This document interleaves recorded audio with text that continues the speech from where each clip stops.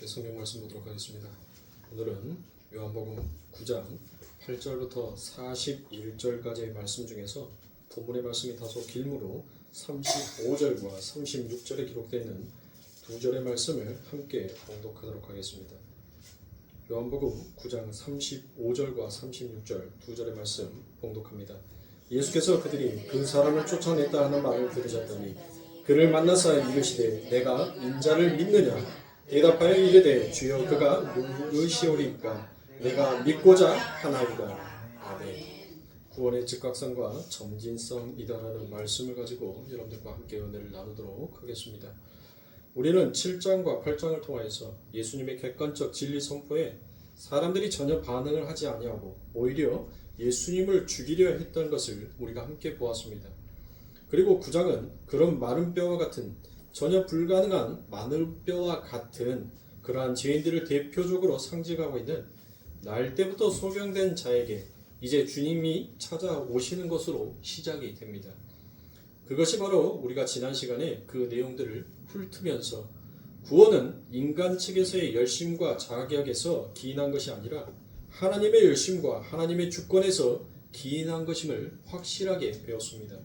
그렇게 이 요한복음 9장은 단순히 예수님의 질병 치유나 기적에 관한 이야기가 아니라 십자가 복음이 그대로 용해되어 있는 상징적 사건임을 잊지 말아야 할 것입니다. 그래서 우리는 오늘 본문을 통하여서 구원의 시작과 끝, 구원의 서정에 대한 올바른 이해를 가져볼 필요가 있다고 생각합니다. 그리고 또한 아울러 구원의 즉각적인 면, 그리고 점진적인 다소 이율배반적인 구원의 양면성 또한 함께 여러분들과 나누어 보도록 하겠습니다. 오늘 우리가 읽었던 요한복음 9장 35절과 36절의 말씀에 보니 예수께서 저희가 그를 쫓아냈다 하는 말을 들으셨더니 그를 만나서 가라사대 내가 인자를 믿느냐? 대답하여 가로되 주여 그가 누구시오리까? 내가 믿고자 하나이다 라고 이와 같은 본문을 읽었습니다. 자, 날 때부터 눈이 멀었던 소경이 이제 눈을 뜨게 된 사건이죠.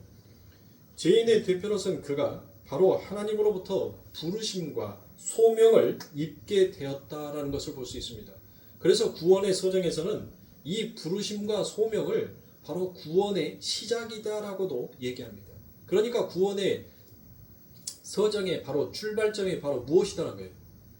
부르심과 소명이다라는 것입니다. 그런데 우리는 그렇게 부르심을 입은 상태를 마치 구원이 완성되어 있는 상태, 그리고 구원받은 상태다라고 이와 같이 표현을 합니다. 얼추 보면 여러분들 그 말이 맞는 말이기도 합니다.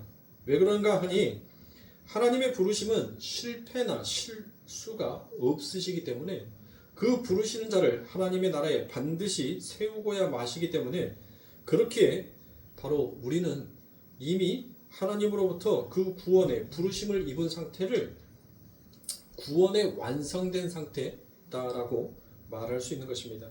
왜 그렇습니까? 하나님에 있어서 시작은 곧 완성이다라고 할 수 있기 때문입니다. 하나님이 한 번 시작한 것은 중도에 번복할 수도 없고 실패할 수 없기 때문에 그래서 우리는 전지전능한 하나님이 어떠한 계획을 하셨다, 어떠한 시작을 하셨다라는 것은 바로 그것이 완성의 의미를 내포하고 있기 때문인 것이에요. 그래서 구원의 서정의 시작, 소명 그 단계도 우리는 구원을 받았다라고 그렇게 표현을 하는 것입니다. 그것을 바로 우리는 구원의 즉각성이다라고 얘기를 하는 거예요. 그러니까 부르심과 소명은 시작이기도 하지만 또 구원의 무엇이다? 즉각성이기도 하더라는 것입니다. 그런데 보시는 바와 같이 이미 눈을 뜬 그 소경이 예수님이 누구인지를 몰랐다는 것이에요. 그렇죠? 자, 눈을 뜨고 소명을 받았고 부르심을 받았어요. 누가? 이 소경이. 그런데 그 눈을 뜬 사람이 자기 눈을 뜨게 해준 그이가 누구인지를 전혀 모르더라는 것입니다. 왜 그랬습니까? 왜 몰라요? 그렇죠. 바로 그거예요. 보지 못했으니까 그가 누구인지를 모르는 거예요. 예수님께서 여러분들 그의 눈에 침과 흙을 개어서 여러분들 그 눈에 발랐단 말이에요. 그렇죠? 그러니까 이미 예수님께서 그 흙에다가 하나님의 생명의 생수인 침을 뱉었다는 것은 이미 그 소경에게 무엇이 일어나기 시작한 거예요. 부르심과 소명이 그에게 임하여지게 된 것입니다. 그러니까 부르심과 소명이 임하여지게 되자 이미 그는 무엇하는 거예요? 그는 실로암 연못가에 눈을 씻으러 가기 전에 이미 예수 그리스도의 그 말씀에 의해서 여러분들 그 무엇했어요? 부르심과 소명에 의해서 그는 이미 개안이 시작이 된 거예요. 부르심의 구원의 서정에서 부르심과 소명이 여러분들 바로 구원의 출발점, 시작이다라고 했으니까 이미 예수님께서 그를 부르고 그에게 소명을 주셨다는 것은 이미 그의 눈이 이제 개안이, 그러니까 개안이라는 말은 눈이 뜨게 됐다는 것을 말하는 거예요. 그러니까 이미 눈을 뜬 상태란 말이에요. 눈을 뜬 상태. 그런데 여러분들 그 소경이 여러분들 무엇이다라고 얘기를 하더라고요. 36절에 보니 눈뜬 소경이 내가 믿고자 합니다라고 그와 같이 이야기를 해야 하지 아니하겠습니까? 내가 믿습니다. 내가 믿겠습니다라고 그와 같이 얘기를 해야 하는데 눈을 떴는데 믿습니다도 아니고 믿겠습니다도 아니고 믿고 싶습니다라고 이와 같이 대답을 하더란 것입니다. 그런데 문제가 있더란 거예요. 눈을 떠서 이제 그 눈을 뜨게 해준 대상을 믿고 싶은데 그가 누구인지를 전혀 알 길이 없습니다. 여기에 우리는 알미니아 주장이 옳지 않다는 것을 우리는 이 본문 한 절 갖고도 알 수 있습니다. 알미니아 주의자들의 주장은 하나님의 구원은 인간의 선택에 기인한다라고 그와 같이 얘기합니다. 이렇게 가르치지 않습니까?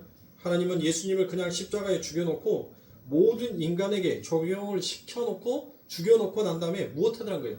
인간이 그것을 믿으면 그에게 구원을 주고 그것을 믿지 아니하면 유기시켜버린다라는 그와 같은 말로 여러분들 가르치는 것이 그게 알미니아주의제예요. 그게.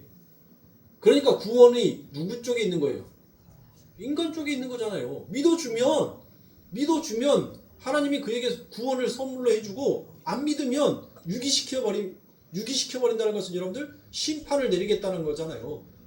그러니까 구원은 누구에게 있는 거예요? 만약에 그렇다면 여러분들 인간이 한 명도 안 믿었다면 예수님의 죽음은 여러분들 어떤 죽음이 되는 거예요? 헛된 죽음이 되는 거지 않습니까? 그러니까 이 알미니아 주의자들은 전혀 말이 맞지 않냐는 말을 엉뚱한 말을 한단 말이에요. 엉뚱한 말. 자, 성경을 잘 보시면 예수님이 찾아오심으로 눈을 떴는데 그가 믿고 싶어 하는데 예수님이 눈앞에 서서 그를 바라보고 서 계시는데 그는 전혀 자기의 눈을 뜨게 해준 사람이 누구인지를 알 길이 없는 것입니다. 그러니까 여러분들 이 말은 무슨 말이에요? 36절에 내가 믿고 싶습니다라고 대답하는 것은 여러분들 무슨 말이에요? 그러니까 바로 저와 여러분들의 상태가 이와 같은 상태다라는 거예요. 아무리 하나님께서 우리의 눈을 뜨게 해줬어도 우리는 무엇하더란 거예요? 우리의 눈을 뜨게 해준 자가 누구인지를 알 길이 없이 그냥 살아가더란 것이에요. 부르심과 소명은 받았어요. 부르심과 소명을 받아서 하나님의 백성이 되어서 예수를 믿는다라고 하는 사람들이 많이 있단 말이에요. 많이 있어요, 교회 안에. 근데 그게 누구인지를 알지 못하고 가는 자들 또한 있더란 것이에요. 지금 그것을 말씀하는 거예요. 그것을 말하고 그것을 가르치기 위해서 여러분들 일부러 그 사람이 부르심과 소명을 입었다 하면 여러분들 무엇한다고 했어요? 구원의 즉각성에서는 이미 그 구원이 완성되어 있는 상태다라고도 말할 수 있다라고 얘기를 했잖아요. 그런데 지금 믿고 싶습니다라는 것은 그가 어떻게 하나님의 백성으로 점진적으로 그가 성장해 가는지를 지금 설명하기 위해서 믿고 싶습니다라고 얘기를 하는 거예요. 그러니까 이 소경은 여러분들 무엇했어요? 예수님이 누구인지 그 예수님이 그의 삶 가운데 찾아오기 전까지는 그 예수님이 누구인지 알았어요, 몰랐어요? 알 길이 없었어요. 그리고 그가 누구인지에 대해서 관심이 있었어요, 없어요? 관심조차 없었단 말이에요. 그런데 그 예수님께서 그의 눈을 뜨게 하자 그에게 부르심과 소명을 주자 이제 그에게 무엇이 생기기 시작하더란 거예요. 나를 눈을 뜨게 해준 사람에 대한 궁금증이 생기기 시작하더란 거예요. 그러니까 구원의 서정은 여러분들 뭐예요? 구원의 서정은 부르심과 소명을 입은 자에게는 반드시 무엇이 일어나게끔 되어 있다는 거예요. 나를 눈뜨게 해준 자, 나를 부른 자가 누구인지를 그거를 바로 내 안에서 이제 궁금해하기 시작하더라는 것이에요. 그러니까 성도가 구원을 받은 상태, 즉 다시 말해서 눈을 뜬 상태가 되면 여러분들 그때부터는 여러분들 무엇을 하나님께서는 가르치기 시작하는 거예요. 예수가 누구인지 그를 배우게 하고 그에게 가르치기 시작하더라는 거예요. 그리고 난 다음에 그의 입에서 여러분들 최종적으로 어떤 고백을 끄집어내는 거예요. 무슨 고백을 끄집어내요? 내가 믿겠습니다, 믿고 싶습니다가 아니라 내가 믿겠습니다라는 이 고백을 그 삶 가운데서 끄집어내더란 거예요. 그러니까 여러분들이 오늘 본문의 말씀을 잘 읽어봤으셨으면 9장 38절에서 그가 무엇이다라고 부릅니까? 9장 38절 주여라고 부르잖아요. 인자라고 인정을 하더란 거예요. 이게 바로 구원의 점진성이에요. 그가 눈을 뜨고 나를 눈뜨게 해준 자가 누구인지에 대한 궁금증이 이제 그 안에서 생겨나기 시작하는 거예요. 그리고 그 궁금증을 해결하기 위해서 그에 대해서 여러분들 배우기 시작하는 거예요. 그리고 그의 가르침을 듣기 시작하는 거예요. 그렇게 배우고 가르침을 받자 이 사람이 나를 눈뜨게 해준 자였구나라는 것을 인정하는 고백으로 무엇을 하더란 거예요? 내가 믿습니다라는 고백을 하더란 거예요. 믿습니다라는 고백. 예? 그러니까 저와 여러분들은 전부 다 하나님 앞에 무슨 고백을 해야 돼요? 내가 믿습니다라는 그와 같은 고백을 해야 되는 거예요. 믿습니다. 그런데 우리의 상태는 여러분들 어때요? 우리의 지금 상태는 어떠냐 말이에요. 여러분들 진짜로 믿어요? 여러분들 그냥 입으로에서 나오는 그 믿습니다가 진짜 믿음의 믿습니다가 아니란 말이에요. 그냥 내가 입으로 뱉은 그 믿습니다는 여러분들 진실된 나의 믿습니다라고 고백이 아닌 거예요. 이 소경이 당신은 나의 그리스도요 나의 주라라고 고백을 하는 것은 자기의 삶의 전인 존재를 여러분들 전부 다 버려버린 거예요. 나는 흙이었다라는 것을 완벽하게 인정했을 때 그의 입에서 터져 나오는 고백이 바로 믿습니다라는 거예요. 그런데 우리들의 삶 가운데서 여러분들 보시란 말이에요. 하나님의 백성들, 하나님의 제자들조차도 그 예수님에 대한 성령을 받고 난 다음에 그 하나님을 믿는다라고 하면서도 여러분들 얼마나 그 안에서 육적인 자아의 삶이 얼마나 그를 많이 지배하고 있냔 말이에요. 그러니까 진짜 믿는다의 고백이 무엇인지를 하나님께서는 이 세상을 살면서 두 마음을 가진 것이 하나님 앞에서 얼마나 제약되어 있는 것인지를 그 하나님의 믿음이 그를 깨닫게 하는 거예요. 그 자신을 보게끔 만든다는 거예요. 그러니까 우리가 입으로는 믿습니다, 예수님 믿어요 라고 고백을 하지만 우리의 삶을 보시란 말이에요. 진짜 우리가 예수님을 믿고 사는 자의 삶을 살아가는지를 우리가 보시란 말이에요. 목회자인 저도 주님을 믿습니다라고 얘기를 해요. 그래야 단편으로는 여러분들 구원의 즉각성에서는 여러분들 맞는 말이란 말이에요. 그런데 구원의 점진성을 놓고 보면 우리는 지금 무엇을 하는 거예요?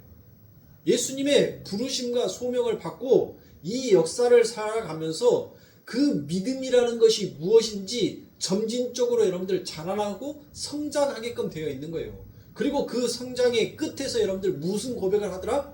믿습니다라는 고백을 하더란 거예요. 그러니까 우리가 지금 이 역사를 살아가면서 믿습니다라고 고백하는 그 믿습니다는 여러분들 완전한 믿습니다의 고백이 아니더란 거예요. 그 믿는다라는 것에 대한 완성이 무엇인지를 우리는 이 땅에서 배워가는 거예요. 그게 구원의 점진성이란 말이에요. 그게 바로 구원의 여러분들 이율배반적인 그 안에 담겨져 있는 내용이기도 한 것입니다. 그러니까 우리가 진짜로 하나님 앞에 믿습니다라고 얘기를 한다면 여러분들 우리는 우리에게 다가오는 그 하나님의 말씀을 우리는 의심해요, 안 해요? 의심해서는 안 돼요. 우리가 하나님을 믿는다면 하나님의 성경에 기록되어 있는 그 말씀, 이 말씀이 내 삶 가운데 여러분들 펼쳐졌을 때 우리는 그 삶에서 여러분들 회의하면 돼야 안 돼요? 요지부동하면 돼야 안 돼요? 하나님께서는 분명히 여러분들 보세요. 출애굽한 백성들을 하나님께서는 어디로 그들을 집어넣는다라고 얘기했어요? 가나안에 집어넣는다 얘기했잖아요. 가나안에. 그런데 가나안에 여러분들 그들이 들어가는 가정을 여러분들 하나님은 그들을 불렀어요.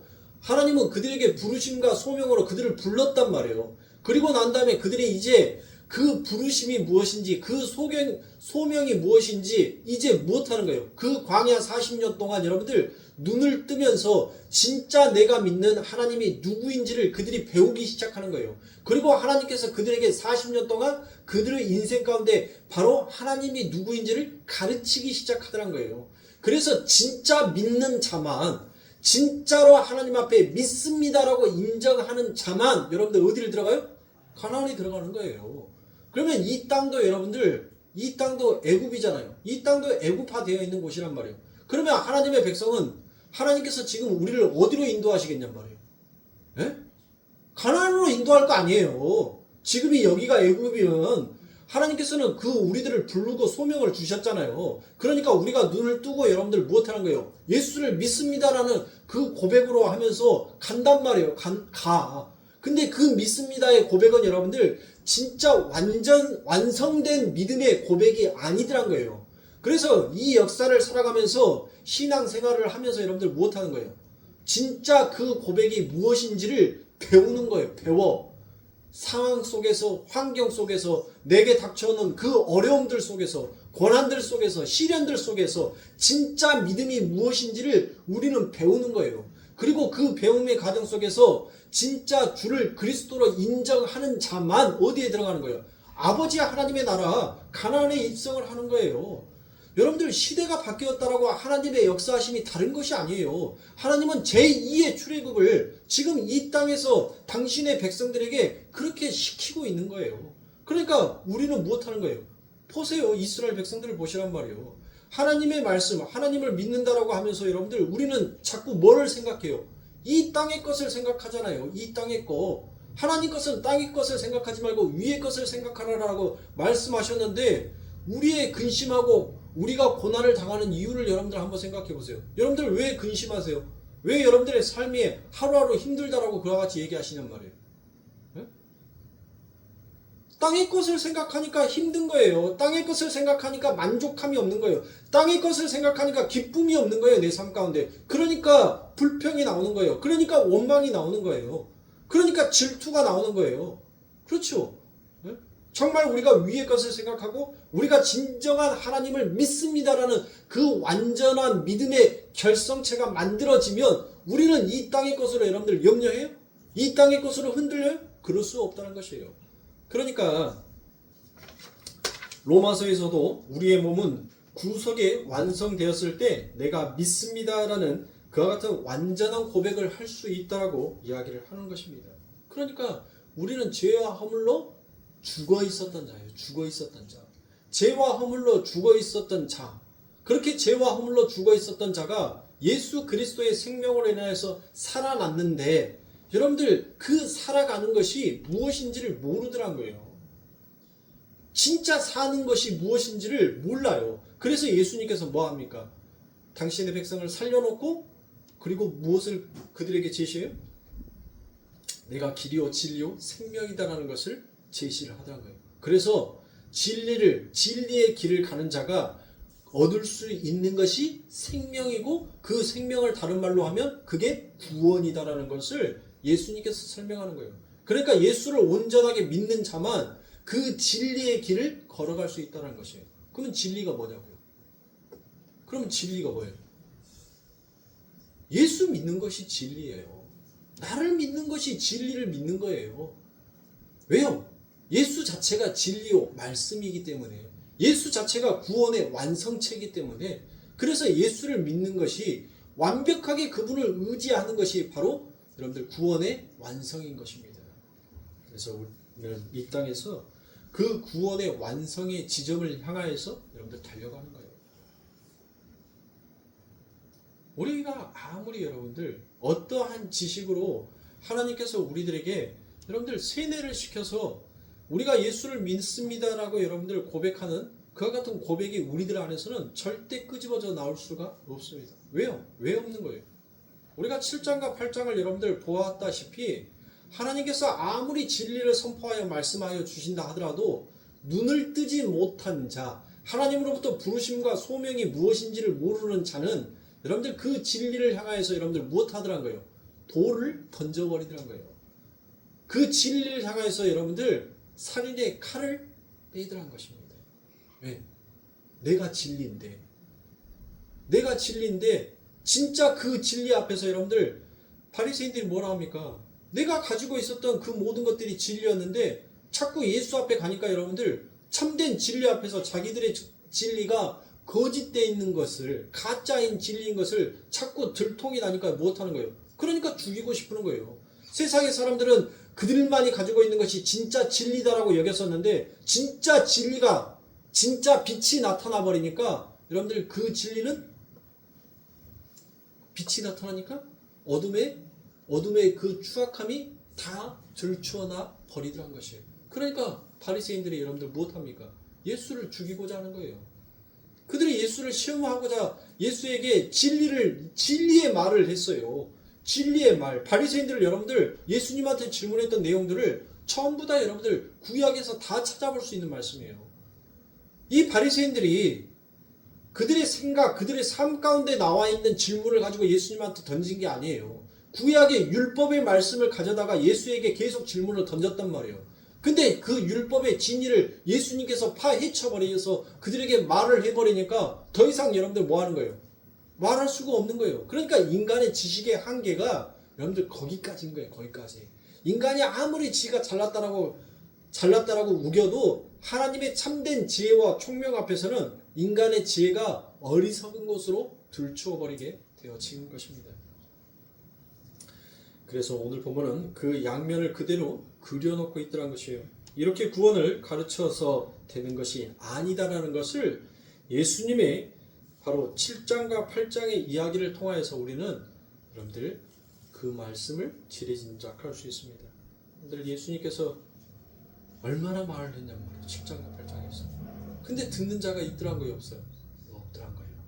거기에 부르심과 소명을 받은 자들만 여러분들 무엇하더란 거예요? 그 예수 앞에 자기의 존재가 어떠한 존재인지를 확실하게 깨닫게 되더란 거예요. 그러니까 진리 앞에서는 우리의 실체가 무엇인지가 여러분들 명확하게 드러나는 거예요. 그러니까 주님의 말씀 가운데 있어서 내 믿음이 어떤지, 내 상태가 어떤지 자꾸 들추어져 있는 것이 여러분들 그게 뭐예요? 그게 축복인 거예요. 그게 저주가 아니에요. 여러분들에게 환난이 닥치고 고난이 자꾸 닥쳐오는 것을 여러분들 저주라고 생각하지 마세요. 그게 여러분들의 하나님이 살아계시고 여러분들을 사랑하고 계신다는 증거인 거예요. 하나님께서 여러분들을 미워하신다면 여러분들 뭐예요? 내버려 둔다니까요? 로마서에서 그러잖아요. 로마서에서.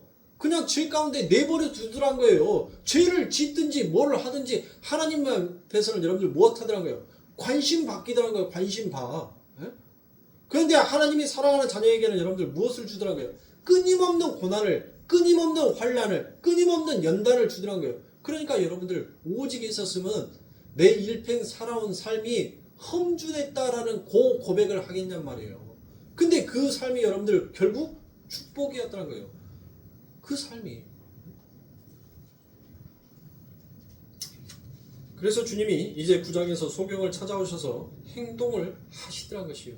하나님의 측에서 소경의 눈을 뜨게 해주시는 그와 같은 말씀입니다. 그러니까 출애굽기의 말씀처럼 주님이 신랑이 되어서 신부를 아무리 끌고 가려고 해도 그 신부가 쫓아오지 아니하더라라고 에레미야 31장 31절 이하에 여러분들 그와 같이 말씀하시죠. 새 언약을 이야기할 때 내가 너희들의 신랑이 되어서 밖에서 너희들을 아무리 끌고 가려고 해도 너희들이 나를 쫓아오지 아니하더라라고 그와 같이 기록이 되어 있지 않습니까? 그러니까 어떻게 하시겠다는 거예요 이제. 아니 하나님께서 아무리 여러분들 인격적으로 우리를 끌고 가려고 손을 내밀고 했는데 여러분들 안 가더란 거예요. 안 가. 그러니까 이제 하나님께서 무엇하는 겁니까? 바로 우리 안에 뚫고 들어와 버리고 내가 너가 되고 너가 내가 되는 진짜 하나가 되어버리는 그와 같은 삶을 살게끔 하나님께서 이제 그 삶 가운데 우리의 삶 가운데 하나님이 뚫고 들어오신 것입니다. 바로 그것이 새 언약이고 그게 바로 예수 그리스도의 십자가이더라라는 것이에요. 자신이 죄인들과 이겨져서 흙과 침이 이겨지듯이 그렇게 이겨져서 바로 그들과 하나가 되는 하나님의 뜻이 우리의 뜻이 되는 상태가 되어버리도록 바로 예수 그리스도께서 그와 같은 일들을, 그와 같은 역사를 이루어내십니다. 그렇게 해서 이제 이 죄된 몸을 완전히 딱 벗어버리는 그날에 우리는 작은 예수가 되는 것입니다. 그리스도의 영이 이끄는 대로 그대로 살게 되는 작은 예수가 되더란 것입니다.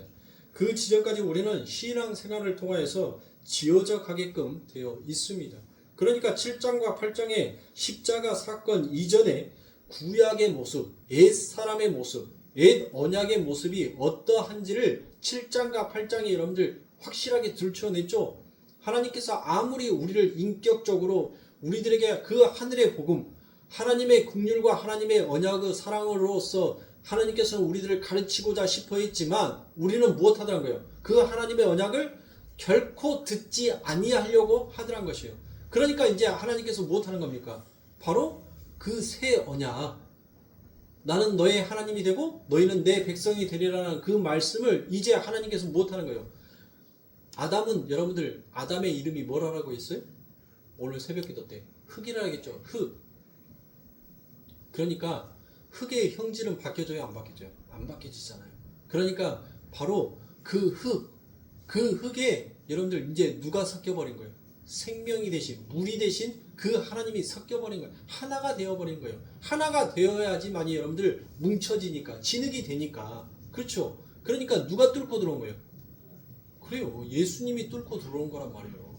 예수님이 그 흙으로 뚫고 들어왔어요. 그렇게 뚫고 들어오니까 하나가 되더란 것입니다. 그 하나됨이 무엇인지를 하나님께서 지금 여러분들 그림으로 설명해 주는 거예요. 무엇을 통하여서?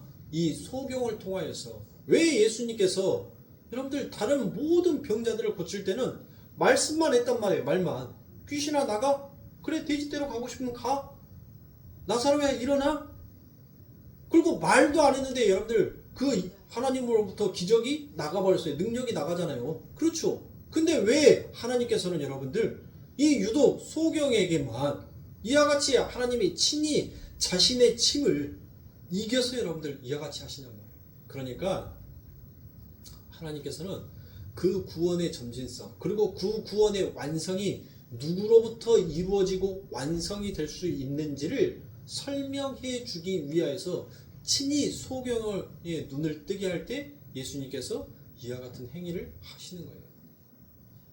그냥 말씀만 하셔도 될 거 아닙니까? 눈 떠! 라고 하면 여러분들 눈 떠질 거 아니에요. 우리 예수님에게는 그런 능력과 권세가 있으시니까. 그런데 예수님은 친히 그것을 설명하고 싶어 하는 거예요. 설명해 주고 싶은 거예요. 내가 온 이유와 목적이 무엇인지를 당신의 백성들에게 이제 말로 해서 안 되니까 이제 행동으로서 예수님께서 보여주신 거란 말이에요. 그래서 너희들이 알고 있는 그 에레미야 31장의 새 언약을 내가 어떻게 완성하러 왔는지를 예수님께서 설명하는 설명의 교조본으로 여러분들 지금 무엇을 하더란 거예요? 이 소경의 눈을 뜨게 하는 사건을 바로 보여주시더란 것입니다. 그런데 여러분들 이 소경의 눈을 뜨게 하는 사건이 바로 예수님의 죽으심에 의한 죽은 자들의 소생이라고 제가 여러분들에게 말씀을 드렸죠. 근데 여러분들 한 번이라도 의문을 가지신 분들이 한 분도 없더란 거예요.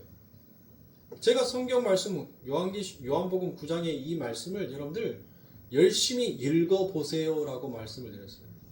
그리고 제가 지난 시간에 바로 이 소경의 눈 뜨는 사건과 바로 예수님의 죽으심의 사건이 아주 밀접하게 관계가 있다라고 제가 말씀을 드렸어요. 그런데 성경 어느 구절에도 여러분들 이 소경의 눈을 뜨는 것과 예수님의 십자가의 죽으심의 사건이 전혀 연관성이 있는 구절들이 단 한 구절도 없어요. 읽어보셨어요?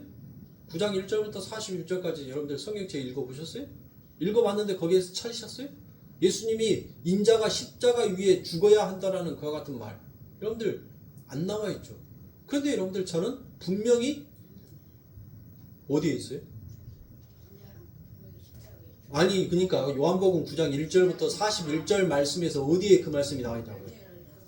아니 본문의 말씀을 가지고 얘기하는 거예요. 성경의 말씀에는 다 있죠. 근데 저는 지금 현재 이 눈뜬 소경의 이야기를 가지고 말씀을 드리는 거예요.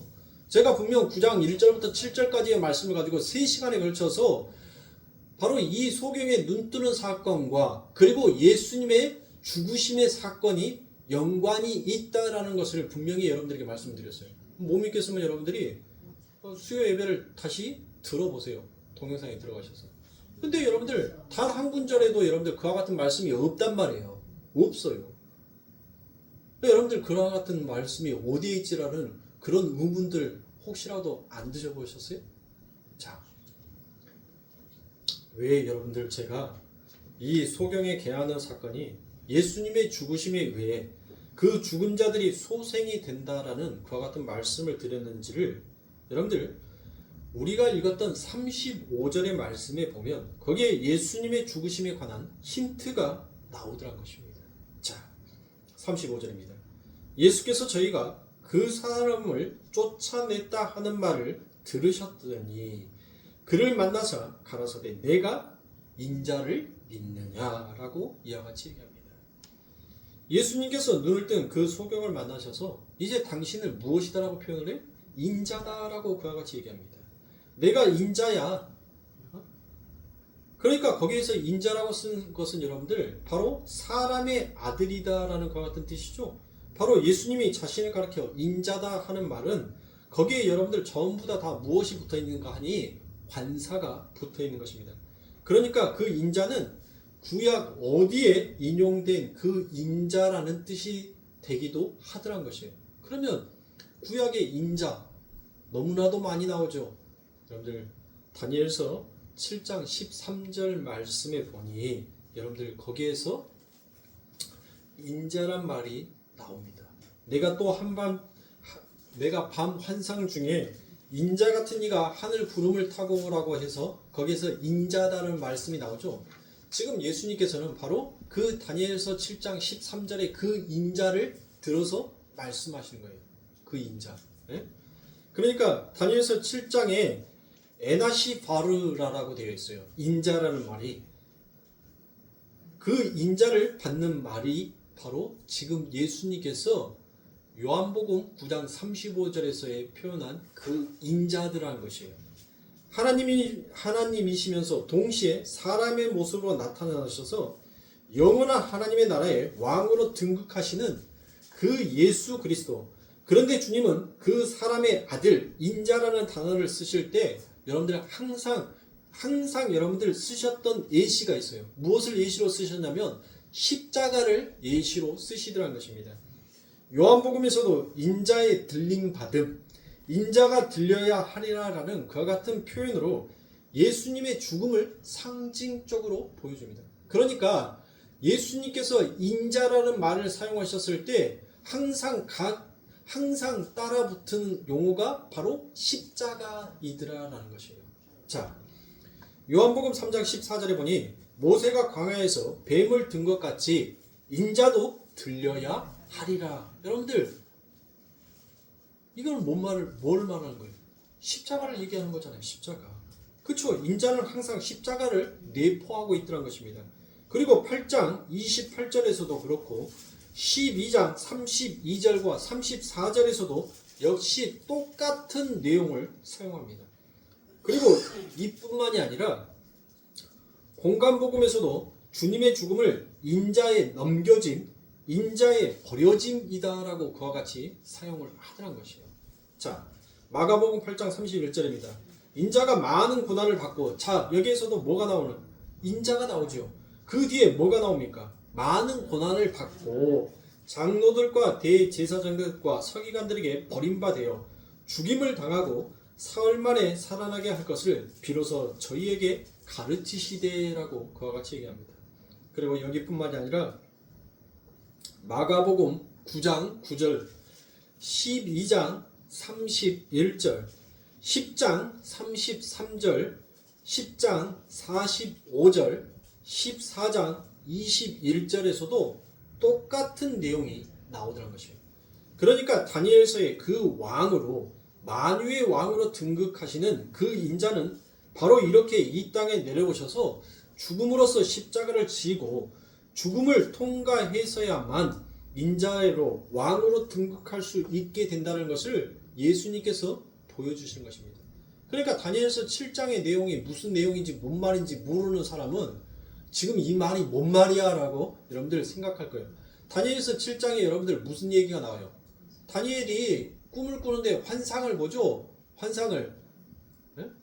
그리고 그 왕이 어떻게 될 것인지에 대해서 그 환상에 대해서 쭉 이야기를 해요. 그리고 세상의 왕이 어떻게 파멸이 돼가고 진짜 왕이 어떻게 세워지는지를 이 다니엘서 7장에 잘 기록하고 있더라는 것입니다. 그러니까 다니엘서의 그 왕으로 만유의 왕으로 등극하는 그 인자는 바로 이렇게 이 땅에 와서 죽음으로써 십자가를 지고 죽음을 통과해서 인자로 왕으로 등극할 수 있다는 것을 예수님께서 친히 보여주십니다.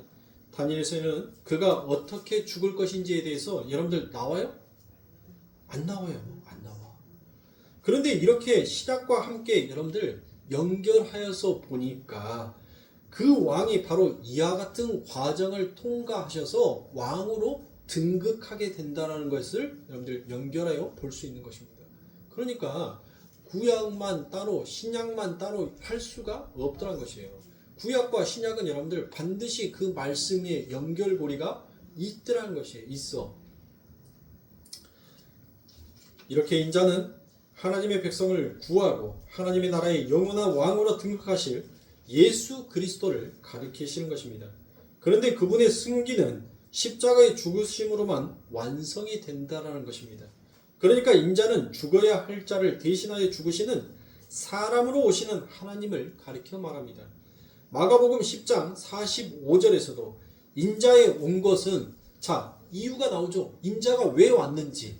그 뒤에 보니까 무엇이다라고 얘기합니까? 섬김을 받으려 함이 아니라 도리어 섬기려 하고 자기 목숨을 많은 사람의 대속물로 주려 함이니라 라고 이와 같이 얘기합니다. 인자가 나오는데 그 인자가 누구더라는 거예요?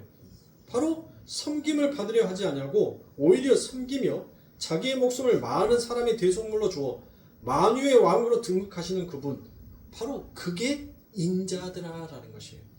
그렇게 인자라는 단어는 자기의 목숨을 많은 사람의 대속물로 주기 위해 이 땅에 오신 주님을 가리키는 단어인 것입니다. 그래서 주님은 눈을 뜬 그 소경에게 그가 눈을 떴다는 것은 이제 죽은 자가 죄와 허물로 죽어있다가 여러분들 무엇했다는 거예요? 이제 살아났다는 것을 의미하는 거죠.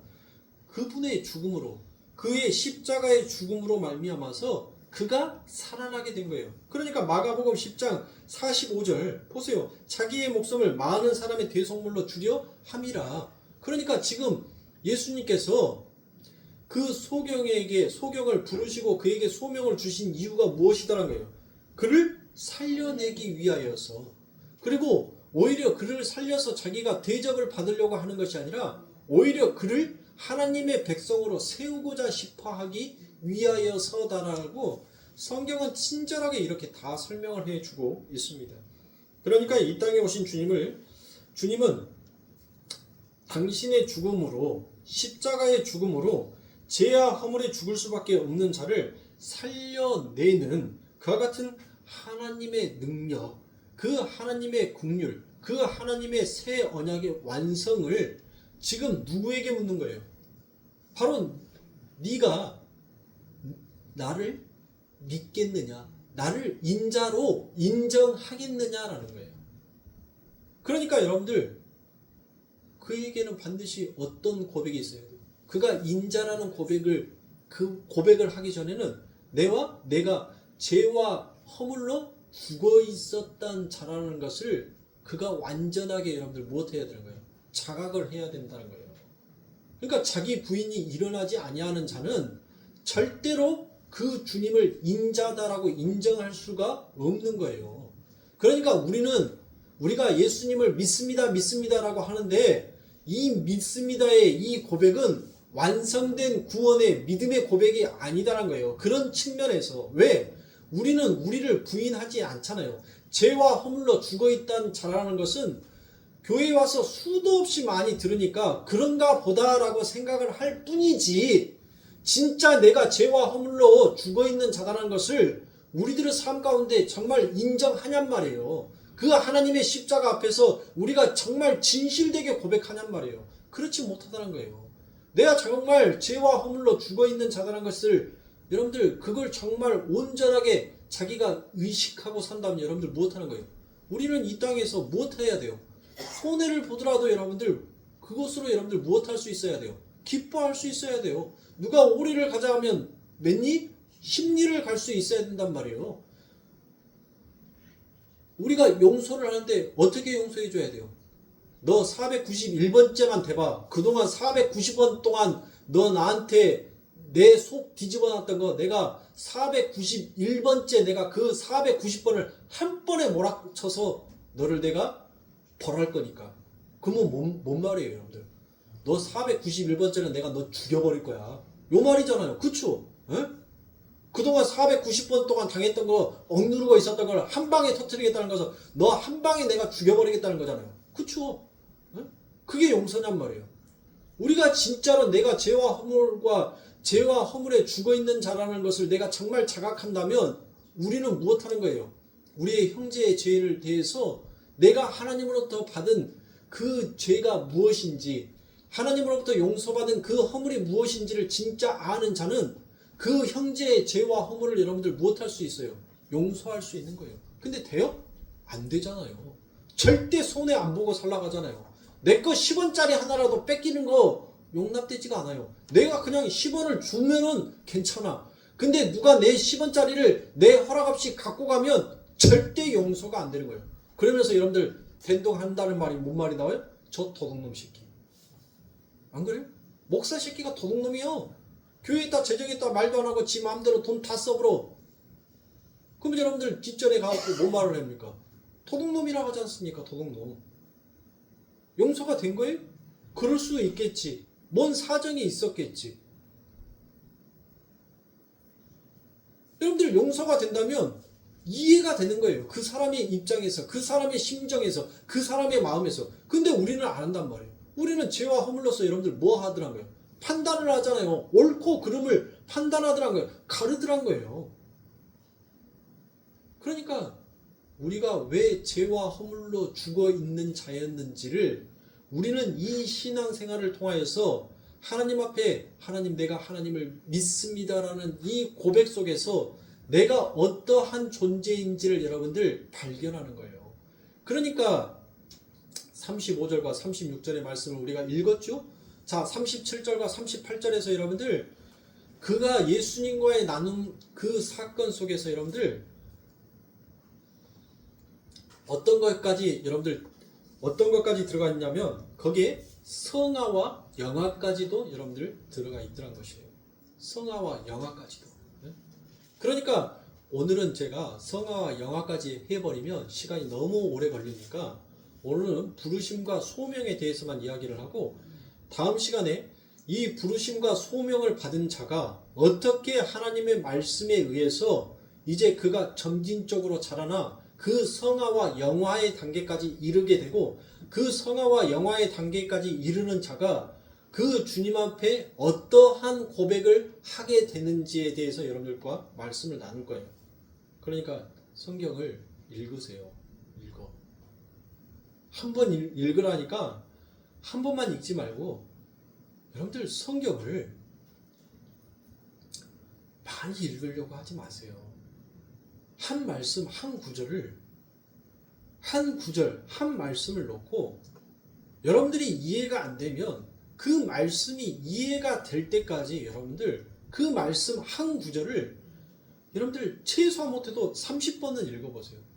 네?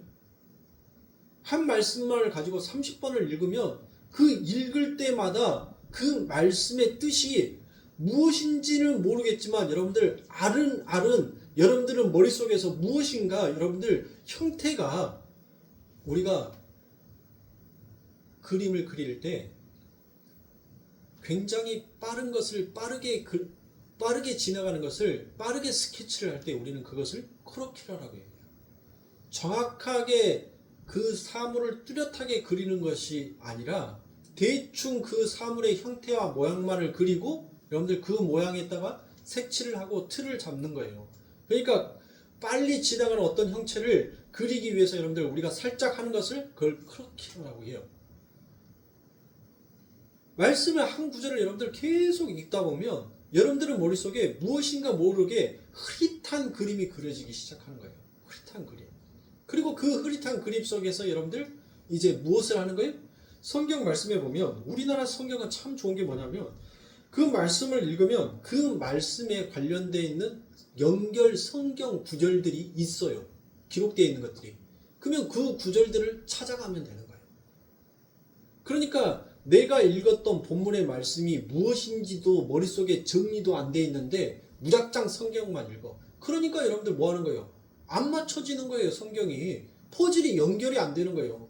한 말씀을 놓고 여러분들 최소한 30번에서 50번은 읽고 난 다음에 그 말씀에 대한 흐릿한 그림이 그려졌을 때 무엇인가 살짝 스케치가 되었을 때 그 말씀에 연결되어 있는 성서 구절들을 여러분들 쭉 찾아가면 어딘가에서 이거였구나, 답은 이거였었구나, 여기 있었구나 라는 것을 여러분들 찾게 되는 것입니다. 그게 성경을 읽어가는 방법이에요. 성경 읽으라니까 뭔 창세기에서부터 쭉 읽어가지고 그렇게 해서 요한계시록까지 해서 일독했다. 여러분들 세상에서 제일 멍청한 짓입니다. 그게. 네? 그렇게 해가지고 성경 읽어서 예배 시간에 설교 말씀 들은데 그 말씀이 연결이 안 돼. 그러면 그거 읽으나 말하잖아요. 그거 형식적으로 읽는 것과 똑같은 거잖아요. 그렇게 하지 마시고 여러분들이 마태복음이면 마태복음, 네? 뭐 신약에 있어서 레위기면 레위기, 그 말씀 한 절 가지고 그 말씀 가지고 여러분들 최소한 못해도 3개월에서 6개월은 그 말씀만 계속적으로 읽어보세요. 네? 그 말씀만. 그리고 난 다음에 그 말씀을 읽고 난 다음에 나머지 6개월 동안 그 말씀에 대한 연결고리들을 계속 찾아가는 거예요. 계속. 한 절의 말씀을 보면 이 말씀이 마가복음에도 있고 누가복음에도 있고 그 누가복음 마가복음을 갔더니 그 마가복음에 나와 있던 그 말씀은 뭐 느닷없이 신명기 몇 장에 나와 있는 말씀이고 신명기 몇 장에 나와 있는 말씀을 읽어보니까 그 말씀이 에레미야 몇 장에 나와 있는 말씀이고 그렇게 여러분들 쭉쭉쭉 계속 연결고리를 찾아서 가는 거예요. 그렇게 찾아서 가다 보면 성경 어디 구절인가 딱 그 답이 여러분들 딱 나올 때가 있어요. 그러면 그 말씀 여러분들이 짜맞춰서 읽었던 그 말씀 통으로 그 하나가 한 문장이 되는 거예요. 한 문장. 그게 성경의 한 구절이 되는 거예요. 그게 다 떨어져 있는 말씀으로만 여러분들이 생각하고 그렇게 읽으니까 뭔 성경의 말씀을 이야기해주면 그냥 눈만 붕어처럼 그냥 뜨고 있어. 뭐야? 주인이 밥 떨어주려나? 물 갈아주려나? 그냥 눈만 껌뻑껌뻑해. 네? 성경에 읽는 방법도 여러분들 아셔야 돼요. 교회들이 그냥 성경 맷독했다라는 거 그것만 갖고 상조. 네? 그게 중요한 게 아니에요. 맷독 한들 무슨 소용이 있냔 말이에요. 몇 번 필사한들 무슨 소용이 있어요. 거기 안에서 진짜 진리를 발견 못하면 그건 말짱 꽝인 거예요. 네? 우리 성도님들 앞으로는 성경을 그렇게 보시려고요. 성경을 여러분들 너무 많이 창세기부터 요한계시록까지 머릿속에다 달달달달달달 다 외워야지? 여러분들 그게 제일 어리석은 짓이란 말이에요. 성경 한 구절을 보고 그 한 구절 속에서 진짜 진리 대신 예수를 발견해버리면 여러분들 성경책 딱 덮어도 돼요. 이제 안 봐도 된단 말이에요. 왜? 진리를 발견했으니까. 여러분들 보세요. 예수님께서 십자가를 지시기 전까지만 그 십자가가 필요한 거고 율법이 필요한 거고 성전이 필요한 거예요. 그런데 십자가를 짊어지시고 이제 그분이 그리스도로 부활하시고 난 다음에 그 뒤에 여러분들 율법이 필요 있어요? 성전이 필요 있어요? 십자가가 또 필요 있어요? 없잖아요. 왜? 왜 필요 없는 거예요? 아니 그 전에는 왜 그것들이 필요했냔 말이에요. 실체가 없으니까, 모형만 있으니까, 그러니까 그 실체를 설명하기 위해서는 율법이 필요한 거고 십자가가 필요한 거고 예수가 필요한 거고 성전이 필요한 거예요. 그런데 이제 실체가 왔어요. 그 실체가 십자가에서 죽었고 그 죽은 실체가 바로 그리스도다라는 것을 여러분들 정확하게 드러난 거예요. 드러났잖아요. 그쵸? 그러면 여러분들 이제 진짜 실체, 모형이 아닌 실제 가짜가 아니라 진짜가 나타났는데 여러분들 그 가짜가 필요해? 없잖아요. 필요 없잖아요. 필요 없는 거예요, 여러분들. 진짜가 있으니까. 그러니까 여러분들 가짜를 여러분들 전부 다 뭐 하는 거예요? 예수님이 다 치워버리는 거예요. 다. 이제 진짜만 갖고 살아. 진짜. 진짜를 가지고 누려. 그동안 너희들 가짜 갖고 누리느라고 너희들의 수고의 멍에가 참 무거웠잖아. 이제 그 수고의 멍에 내려놓고 이제 진짜의 실체로 너희들 자유한 자의 삶을 사. 그게 진리란 말이에요. 오늘 말씀도 마찬가지예요. 오늘 말씀도. 내가 고백하는 그 믿음이 진짜인 줄 알고 여러분들 간다니까요. 그래요. 구원의 신학적인 구원의 즉각성에서는 여러분들 우리가 하는 이 고백은 우리의 고백이 아니니까 바로 내 안에 계신 성령께서 나에게 믿습니다라는 그 고백을 끄집어냈기에 우리가 할 수 있는 고백이니까 어찌 보면 여러분들 맞단 말이에요. 우리가 믿습니다라는 그 고백이 여러분들 맞아요. 신학의 즉각성의 입장에서는 여러분들 맞단 말이에요. 근데 구원의 점진성을 놓고 보니까 이 역사 가운데 우리의 진짜 실체를 놓고 보니까 우리가 믿습니다라고 고백한 그 믿음의 고백은 완성된 고백이 아니더란 것이에요. 그래서 하나님의 백성들은 이 역사 가운데 완성된 고백을 무엇인지를 하나님으로부터 배우는 거예요. 이 역사의 시간 동안. 그리고 우리가 마지막에 하나님 앞에 무엇을 고백하는 거예요? 주는 그리스도시요 살아계신 하나님입니다 라는 이 고백을 하는 거예요. 주는 그리스도시요 살아계신 하나님이다라는 것은 여러분들 무엇이에요? 바요나 시모나 네가 복이 또다라는 말은 여러분들 그게 바로 믿는 자, 부르심과 소명을 받은 자의 고백이야. 그거를 예수님께서 칭찬한 거예요. 그러니까 우리가 하나님으로부터 칭찬을 받는 길은 여러분들 뭐예요? 전도하면은 하나님께서 여러분들에게 상 줘요? 성경책 100독, 1000독 하면은 하나님께서 상 줘요? 베드로가 전도했어요? 베드로가 여러분들 뭐 성경책 1000독 했어요? 10번을 필사를 했어요? 아니란 말이에요. 그 고백, 내 입에서 터져 나오는 그 고백, 그 고백을 완성시키기 위하여서 그는 달려갑니다. 그리고 그 완성 앞에서 무엇을 찬양하자고요? 그가 죽음 앞에서도 내가 주를 믿습니다라는 그 고백을 그는 내려놓지 아니한 것입니다. 그래서 여러분들 베드로가 하나님으로부터 칭찬을 받는 거예요. 오늘날 성도가 하나님으로부터 칭찬받을 수 있는 그 유일함은 내가 주를 믿습니다. 이 고백밖에 없어요. 그거 외에는 그 어떤 것도 주님이 칭찬 안 해요. 네?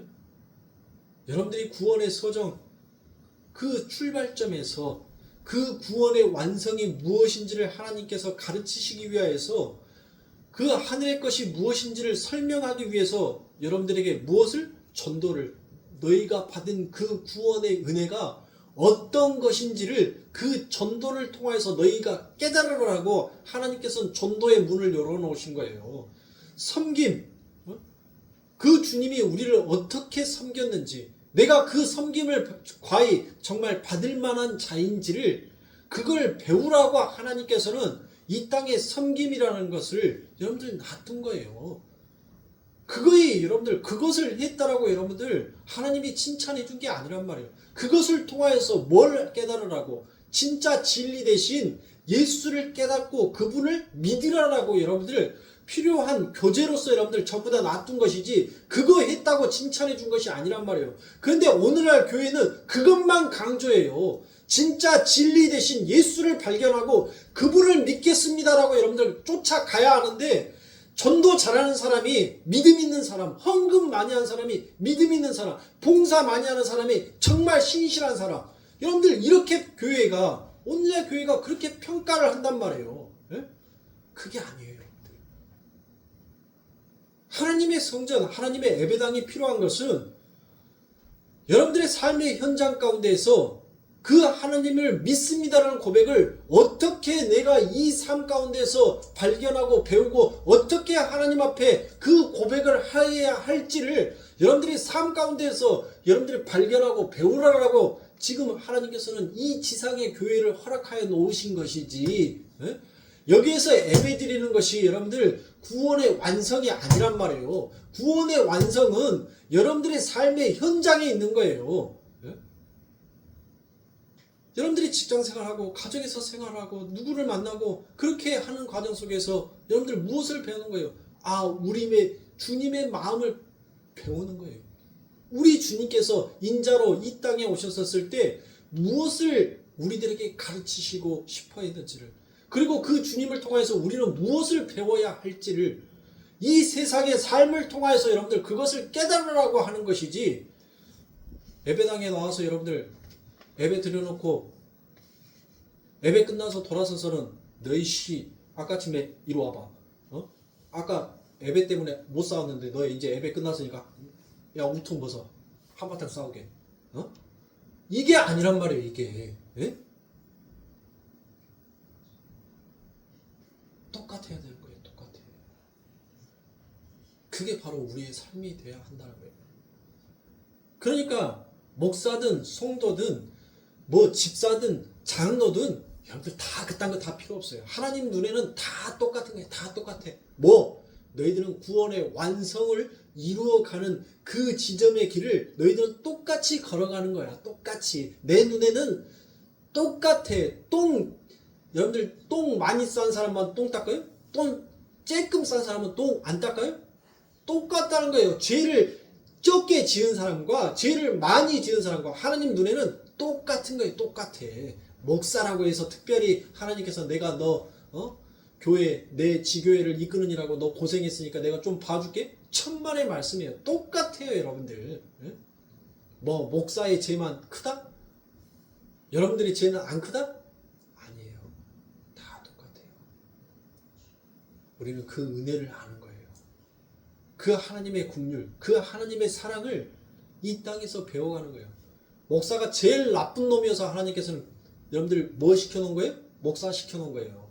여기에다가도 안 앉혀놓으면은 저거는 불나방대에서 불이고 저 불에 뛰어들면 지가 죽은지도 모르고 열심히 그 불을 보면 눈이 획가닥 돌아서 여러분들 띠갈 놈들이니까, 그러니까 하나님께서 뭐 하는 거예요? 쪼놓으면 안 돼. 쪼놓으면 내 말씀의 법궤를 실어서라도 쪼놓으면 내 길을 가게끔 만들어야 돼. 그래서 하나님이 목사 시켜놓은 거예요. 목사들이 제일 말 안 들으니까. 목사들이 제일 믿음 없으니까. 그러니까 하나님의 말씀을 맡은 자로서 뭐 하게끔? 말씀 봐. 기도해. 그리고 너 하나님이 누구인지를 너 공부해. 그리고 전하면서 네가 배워. 무슨 말인지 아시겠어요? 그러니까 사랑하는 성도님들, 말씀을 통하여서 예수를, 진리를 발견할 수 있어야지 말씀 많이 읽고 적게 읽고가 중요한 것이 아닙니다. 제가 여러분들에게 이 목회를 하면서 성경 66권을 이렇게 강의식으로 여러분들에게 다 해줄 수가 없어요. 다 못해요. 다 할 수도 없고 다 못해요. 솔직히 말하면. 그런데 제가 해드리는 이 강의 속에서, 이 강의 설교를 통해서 여러분들은 진짜 진리가 무엇인지, 진짜 하나님의 은혜가 무엇인지 그걸 발견할 수 있어야 돼요. 다른 교회에서 생전 듣도 보도 못한 말씀을 우리 교회에서는 그런 말씀을 해주니까 우리 교회는 조금 뭔가 틀린가 보다. 아니요. 똑같아요. 다 똑같아요. 진리를 사모하시고 진리를 발견하실 수 있는 우리 성도님들의 눈을 뜨셔야 됩니다. 여러분도 다 똑같이 예수님께서 여러분들 제 눈에만 그 진흙을 발라준 게 아니란 말이에요. 여러분들의 눈에도 진흙을 다 발라줬어요. 그러면 우리는 지금 어디로 가야 되는 거예요? 구원의 점진성. 구원의 점진성은 뭐예요, 여러분들? 예수님께서 너 어디 가서 씻어? 그래요. 구원의 점진성은 그 예수님의 부르심과 소명을 받은 자는 그 실로암 연못가라는 그곳까지 여러분들 가는 거예요. 가서 씻고 나니까 여러분들 무엇하는 거예요? 그 선화와 영화가 이루어지고 완성이 되어지는 것입니다. 우리는 지금 그 실로암 연못가를 향하여서 가는 거예요. 여전히 우리는 영으로는 예수님의 부르심과 소명에 의해서 눈을 떴지만 우리의 육은 아직 눈을 뜨지 못하였기 때문에 아직 어두워요. 아직 빛이 안 보여요. 그 실로암 연못가에 가서 씻어야지만이 드디어 이제 내 눈에 그 빛이 들어오기 시작하는 것입니다. 그러니 사랑하는 성도님들, 잘 넘어지시고 잘 부서지세요. 그게 축복입니다. 네? 다른 교회에서는 어쩔란지 모릅니다. 여러분들에게 고난이 적게 오기를, 여러분들에게 환난이 적게 오기를, 그게 축복입니다라고 할지 모르겠지만 저는 아닙니다. 더 많은 환난 받으세요. 더 많은 고난, 더 많은 질고의 짐을 짊어지세요. 그리고 주님 아니면 저 살 수가 없네요.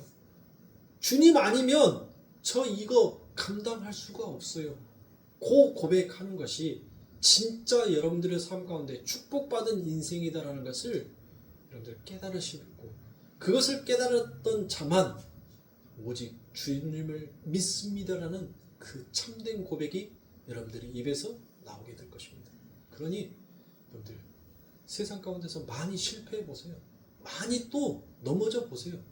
많이 실패하고 많이 넘어지는 그 과정 속에서 여러분들 반드시 주님의 일하심을 여러분들이 체념하고 느끼시고 고백하시는 그 날이 여러분들에게 분명히 있을 겁니다. 왜요? 우리 주님께서 우리를 부르셨기 때문에.